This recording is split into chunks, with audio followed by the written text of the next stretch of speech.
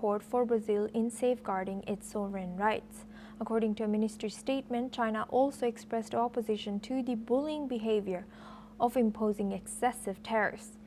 Additionally, China reaffirmed its stance against unreasonable external interference in Brazil's domestic affairs. This comes as Brazilian President Lula da Silva announced that Brazil will defend its interests using all available resources, including the World Trade Organization, after the U.S. prepares to impose tariffs on Brazilian goods. Lula regretted the development and stated that he would not contact U.S. President Donald Trump, as Trump does not wish to engage in conversation.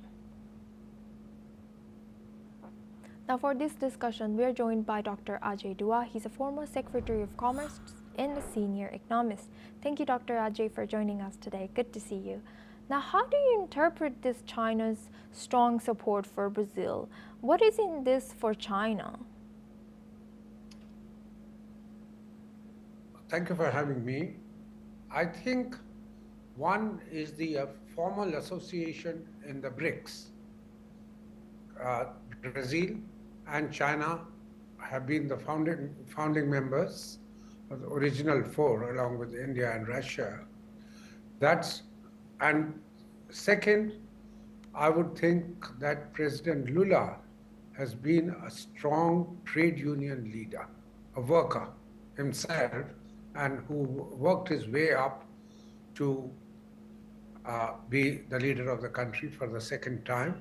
And that probably also shaped his views.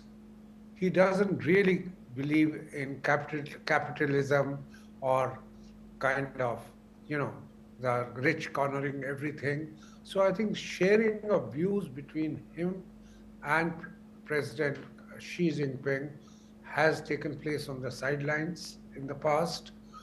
And I think, I am just guessing, that they get along well. And of course, at the end of it, Brazil is the biggest economy in South America. It has a fair amount of resources, and it also has a good population. So it does offer a market access to China.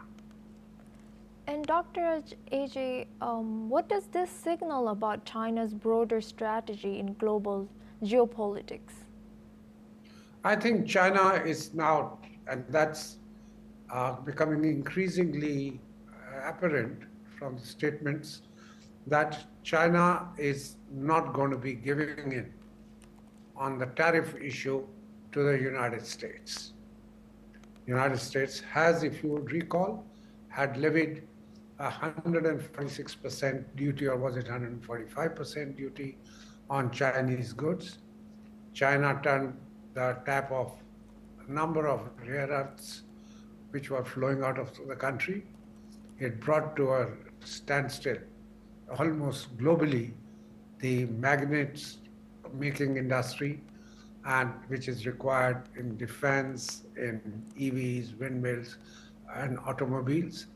And US had, I'm not saying the US caved in, but US agreed to remove the reciprocal duty, and the Chinese agreed to resume the flow of minerals, 7 minerals out of the 17 what's called rare earth material, that they would allow those go to China.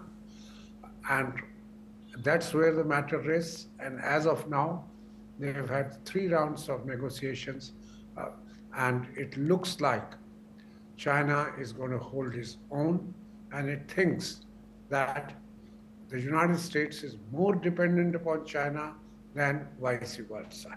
For China, the US is a big market, as we all know, but it nevertheless thinks that it has a power to sustain that, whereas the US, including in its technology,